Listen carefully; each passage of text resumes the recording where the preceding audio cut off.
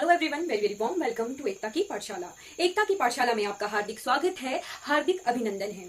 हमारा जो वीडियोस का पर्पज है वो मैंने आपको लास्ट वीडियोस में भी बता दिया था कि हिमाचल प्रदेश की नॉलेज को, जो जितनी मुझे नॉलेज है वो सब तक जो है अच्छे से स्प्रेड कराना, क्योंकि किताबों को पढ़ के नहीं पता चलता है, कई बार नहीं पता चलता है कि कैसे पढ़ना है, क्या पढ़ना है, किस तरह के क्वेश्चंस आएंगे। तो इन वीडियो से हम जो है पूरे पूरे चैप्टर्स क्लियर कर लेंगे, पूरे पूरे चैप्टर्स जो मैंने पढ़े हैं, मैंने जो मेहनत की है वो मैं आप तक पहुंचा रही हूँ। यदि आपको मेरी वीडियोस बहुत ही फास्ट लग रही हो तो यहाँ इधर जो है 3 बिंदु होंगे, 3 बिंदु पर क्लिक कीजिएगा। प्लेबैक स्पीड को जो है 1 टाइम या नॉर्मल से कम कीजिएगा, 0.5 या 0.75, तो वीडियो स्लो हो जाएगी और आपकी स्पीड के अकॉर्डिंग चलेगी और आराम से देखिएगा अपनी सुविधा के अनुसार। चलिए, आज का हमारा टॉपिक है हिमाचल के लोग।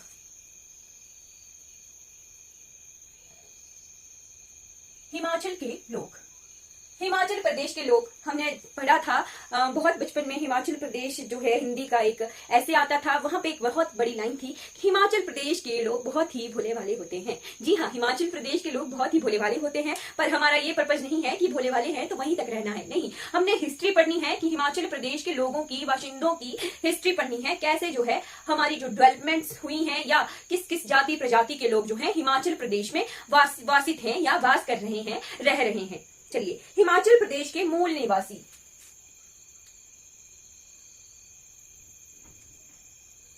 हिमाचल प्रदेश के मूल निवासी, हिमाचल प्रदेश की कांगड़ा की कंगना घाटी, ये बहुत इंपॉर्टेंट सा क्वेश्चन हो जाएगा, ये जो मैं अभी कवर कर रही हूँ।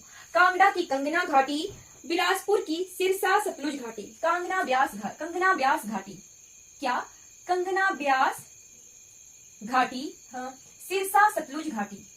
चलिए, आप बताइए कि सिरसा घाटी कहां पर है और सिरसा घाटी का क्या और नाम है।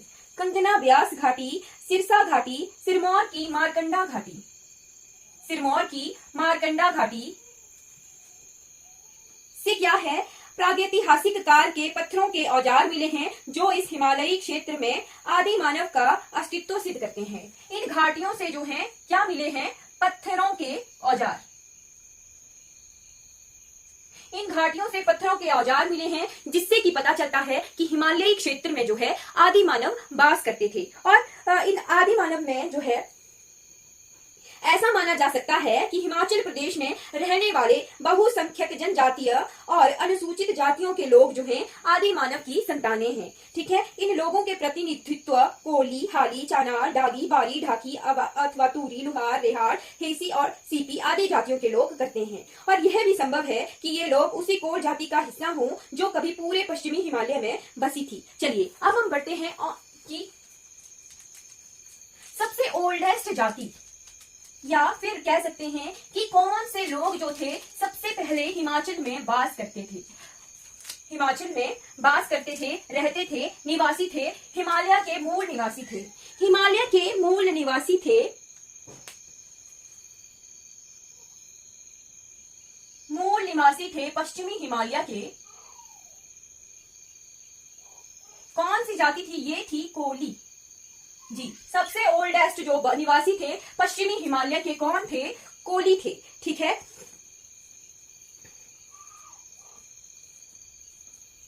और इनके जो फर्दर डिविडेशन है अलग अलग, जैसे शिमला में, सिरमौर में, सिराज में, कांगड़ा में, किन्नौर में जो है इनको अलग अलग नामों से जाना जाता है। चलिए, उनके नाम मैं नहीं बताऊंगी, वैसे हल्के हल्के बता देती हूँ कि कोली, दागी, चनार, हाली, सीपी, कोली, डुमना, मेघा, चंबा में हाली, सिरमौर, कांगड़ा शिमला में डूम, ये बांस के कारीगर हैं। जमादार घास, कांगड़ा शिमला में निवास करने वाले रेहड़, रेहड़ा। फिर शिमला के कुछ रीजन्स में इन्हें चरवाहा कहते हैं। जी, गद्दी औरतें। एक क्वेश्चन अगर पूछें आपसे कि टूम टले क्या है, टूम टले ये क्या है? टूम टले है आभूषण, यानी ज्वेलरी है। किसकी ज्वेलरी है? ये है गद्दी स्त्रियों की कान में पहनने की, पहनने का आभूषण है। क्या नाम है? टूम टले।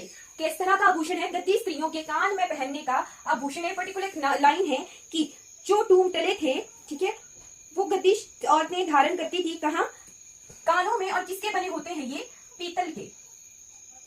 पीतल के टूंटले। इन्हें बनाने वाले कौन बनाते थे? ये बनाते थे हेसी, चंबा के हेसी, जो कि गाना बजाना वाले और घुमक्कड़ होते हैं। ठीक है। फिर गद्दियों में जुलाहे को सीपी कहते हैं, जो कि हालियों के समकक्ष माने जाते हैं। ठीक है। इस तरह से तूरी, ढाकी, तासा, हेसी, हैसी, चनालू, पजियार, शिमला में पजियार, ये इस तरह की जातियां प्रजातियां हैं जो मूल निवासी कहलाती हैं पश्चिमी हिमालय की। ठीक है। कोली से फर्दर डिवाइडेड हैं, ये मूल निवासी हैं हिमालय के। बाकी जो भी जातियां प्रजातियां हैं, लोग हैं, वो बाद में जो है माइग्रेट होके हिमाचल प्रदेश यानी हिमालय में आए हैं। ठीक है। नेक्स्ट आ गया हमारे पास खशों का आगमन।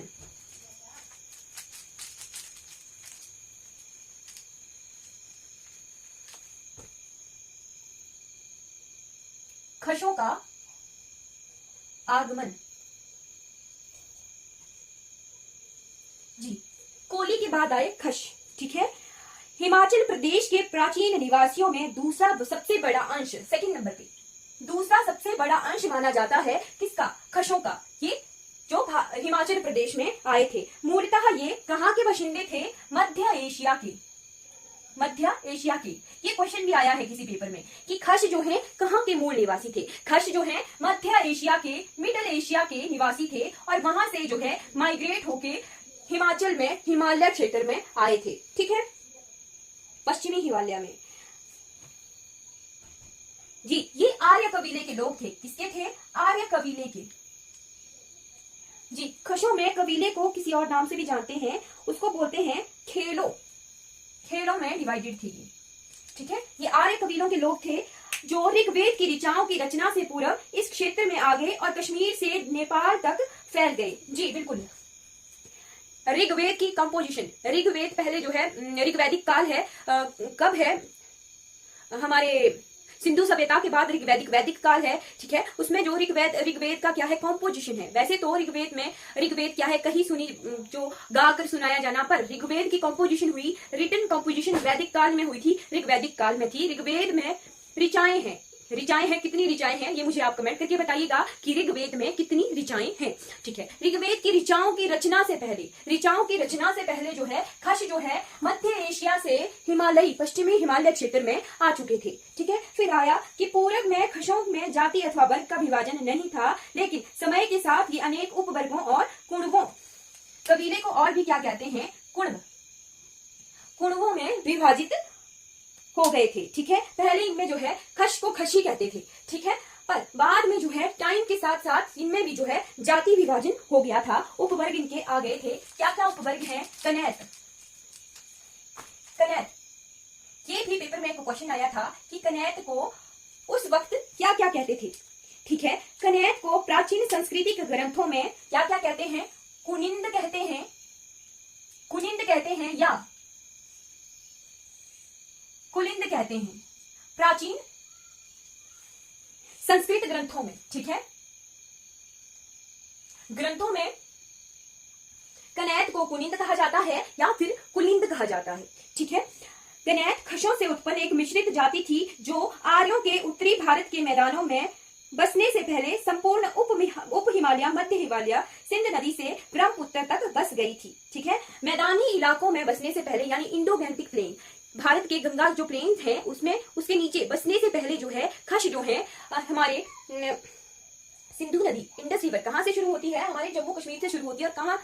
और ब्रह्मपुत्र नदी, ब्रह्मपुत्र हमारे ईस्टर्न मोस्ट हिमालयाज या ईस्टर्न मोस्ट इंडिया का नॉर्थ ईस्ट का पार्ट है। ब्रह्मपुत्र रिवर नॉर्थ ईस्ट से जो है तिब्बत से बहती हुई जो है हमारे भारत में एंटर करती है। ठीक है। ब्रह्मपुत्र नदी तिब्बत से निकलती है। ठीक है। ब्रह्मपुत्र, सिंधु नदी से लेकर ब्रह्मपुत्र तक जो है बस गई थी। कनैत भारतीय आर्यों को तिब्बत के तुरानियों से अलगाने वाली जाति के रूप में विद्यमान है। कनैत अनेक उपजातियों अथवा खेलों में बटे हुए हैं। ठीक है। खेलों के अतिरिक्त कबीलों के कुछ मोटे भेद हैं जो कनैतों की आधुनिक समतावादी प्रवृत्ति के बावजूद इनमें अलग से पहचाने जा सकते हैं। ठीक है। फिर कनैतों की उपजातियां आगे क्या आगे? राठी और ठाकुर। राठी, कांगड़ा में राठी या घिर्थ क्या है? एक पेपर में क्वेश्चन आया था एचएस के प्री पेपर में 2013 में कि घिर्थ लोगों का क्या व्यवसाय था? कांगड़ा के घिर्थ लोगों का क्या व्यवसाय था? ये था किसानी, कृषि करना। ठीक है। फिर आ गया कि राव या राव कनिंघम के अनुसार जो है ये खशों से ही उत्पन्न हुए थे। कौन कनिंघम? Alexander Cunningham. फिर अलेक्जेंडर कनिंघम के अनुसार राव नीमन बब्बर रूपी टोंस घाटी में रहने वाले, जबकि एंडरसन का मानना है कि ये कुल्लू की सिराज घाटी के निवासी थे। ठीक है, ये हो गया हमारा खशों की कनैत की उपजातियों के बारे में। नेक्स्ट आ गया हमारा राजपूत और ब्राह्मण। वैसे तो ये बहुत ही क्रिटिकल सा पार्ट है, या फिर कहते हैं क्रिटिसिज्म वाला पार्ट है कि जातियां उपजातियां क्यों पढ़ाई जा रही हैं। पर हमारे जो पेपर्स हैं, HPPSC के पेपर्स हैं, उनमें जो है कई बार जो है ये क्वेश्चंस आ जाते हैं। इसलिए ये क्रिटिकल पार्ट भी, क्रिटिसिज्म वाला पार्ट भी हमें किताबों में मेंशन्ड है, हमारी हिस्ट्री में मेंशन्ड है और हमें पढ़ना पड़ता है। बस इसी पढ़ने की पर्पज से जो है ये क्रिटिसिज्म वाली वीडियोस जो है मैं बना रही हूँ, ताकि कोई भी कंटेंट छूटे नहीं। ठीक है, नेक्स्ट आ गया हमारा राजपूत और ब्राह्मण। हिमाचल प्रदेश के जातीय परिवेश में राजपूतों और ब्राह्मणों का प्रवेश जो है अपेक्षाकृत देरी से हुआ था। ठीक है जी।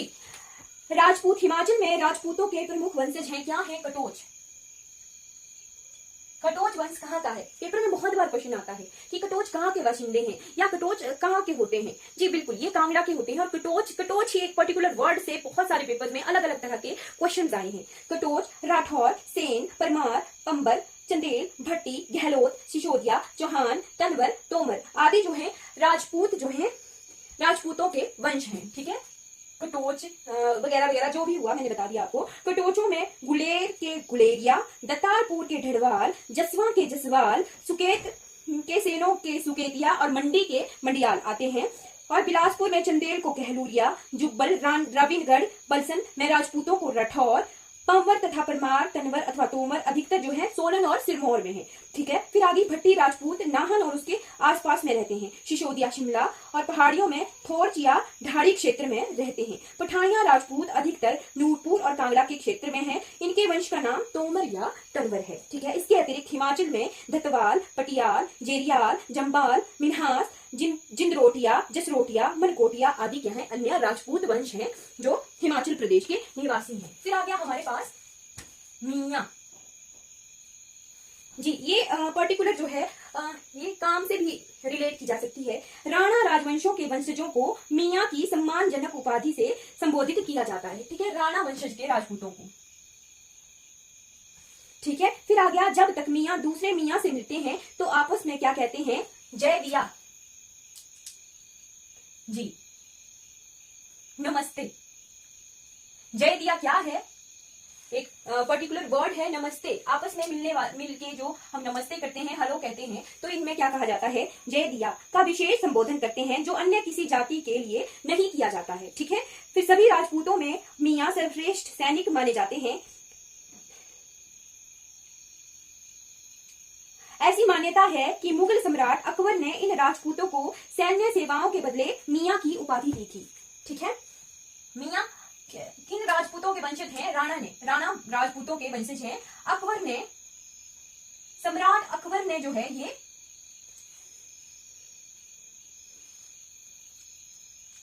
उपाधि दी थी मियां, किसके लिए? सैन्य सेवाएं उपलब्ध करवाने के लिए, सैन्य सेवाएं देने के लिए राणा राजपूतों को जो है मियां उपाधि दी गई थी। ठीक है, फिर आ गया हमारा ब्राह्मण।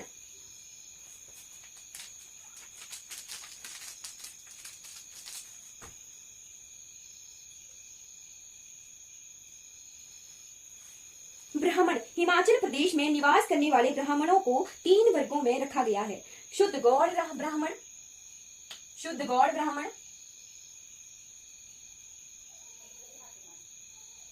सेकंड नंबर इज शाश्वत और कान्या कुखज ब्राह्मण और कृषक ब्राह्मण। शुद्ध गौड़ ब्राह्मण का मानना है कि उनके अतीत में राजपूतों के साथ हिमाचल आए थे और ये मुख्यतः राजपूतों के साथ जो है ये हिमाचल में आए थे और ये क्या करते थे? मुख्यतः पुजारी और कृषि भी करते थे। फिर सेकंड नंबर का आ गया शाश्वत और कान्या कुखज ब्राह्मण। हिमाचल में बसने वाले मूल ब्राह्मणों के वंशज हैं। जो कान्या कुखज शाश्वत ये ब्राह्मण थे जो हिमालय के मूल निवासी थे। और कृषक ब्राह्मणों को जो है, जो 3rd नंबर की कैटेगरी है, उनको जो है ये उच्च जाति के ब्राह्मण जो है, तथाकथित उच्च जाति के ब्राह्मण छोटा समझते हैं। अन्य उच्च जातियां हैं कि हिंदू 12वीं से 17वीं शताब्दी के मध्य मुस्लिम आक्रांताओं से बचने हेतु पहाड़ों में आ बस गए थे। अन्य उच्च जातियों में खत्री, बंजाही, हांडा, कपूर, मल्होत्रा, सैनी आदि गोत्र, फिर कायस्थ, कराड़, महाजन, सूद और बोहरा आदि भी हैं। आबादी की दृष्टि से खत्री, सूद और कैंथ महत्वपूर्ण है। खत्री मुख्यतः मंडी, कांगड़ा और चंबा में बसे हैं। पहाड़ी कैंथ यानी कायस्थ मैदानी कैंथों से भिन्न है। फिर आ गया हमारे पास नेक्स्ट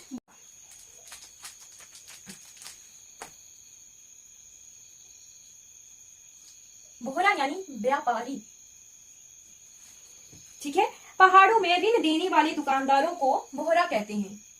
जो व्यापारी ऋण देते थे या दुकानदार,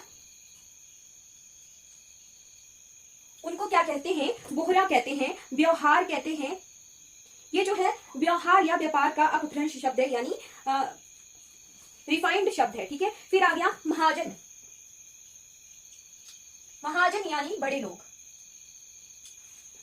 परंतु ऐसा प्रतीत होता है कि पहाड़ों में इस शब्द का संबंध जो है व्यवसाय से जुड़ा है, क्योंकि एक ब्राह्मण दुकानदार को भी महाजन पुकारा जाता है, जबकि एक महाजन मुंशी को क्रैंत कहते हैं। ठीक है, फिर आ गया हमारा सूद।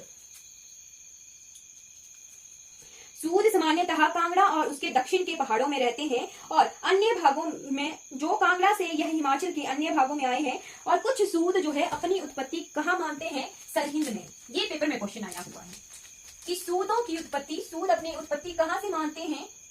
सरहिंद। स से सूद, स से सरहिंद। ठीक है, क्लियर हो गया। फिर अहमद शाह अब्दाली के लूटमार और राजनीतिक अस्थिरता से परेशान होकर कुछ सूद जो है सरहिंद से हिमाचल की पहाड़ियों में आ बसे थे। किससे डर के? अहमद शाह अब्दाली के आक्रमणों के डर से। ठीक है, इस प्रकार इनकी जो है 52 उपजातियों के नाम से इनके मूल गांव के नाम पड़ गए हैं, या 52 उपजातियां।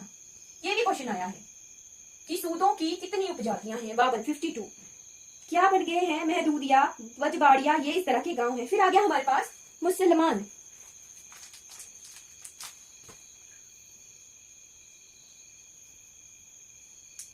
जी, ये पार्ट आ गया हमारे पास कि हिमाचल में इस्लाम को मानने वाले मुसलमानों की संख्या यहाँ की कुल आबादी का 1.35% है। 1.35% of total population of Himachal Pradesh. ठीक है, और मुसलमान जो है हिमाचल प्रदेश में 2 प्रकार के हैं, सिया और सुन्नी। सिया और सुन्नी। सिया मुसलमान क्या होते हैं और सुन्नी मुसलमान क्या होते हैं? यदि हम इसी चैनल पे हिस्ट्री का पार्ट लेके आएंगे तो हम ये क्लियर करेंगे कि सिया मुसलमान क्या होते हैं और सुन्नी मुसलमान क्या होते हैं, जब हम भारत की, इंडिया की हिस्ट्री पढ़ेंगे। ठीक है, ठीक है। नेक्स्ट आ गया हमारे पास हिमाचल के अन्य मूल निवासी। जी बिल्कुल, बाकी जो अन्य मूल निवासी थे वो आ गई हमारी 10 ट्राइब्स।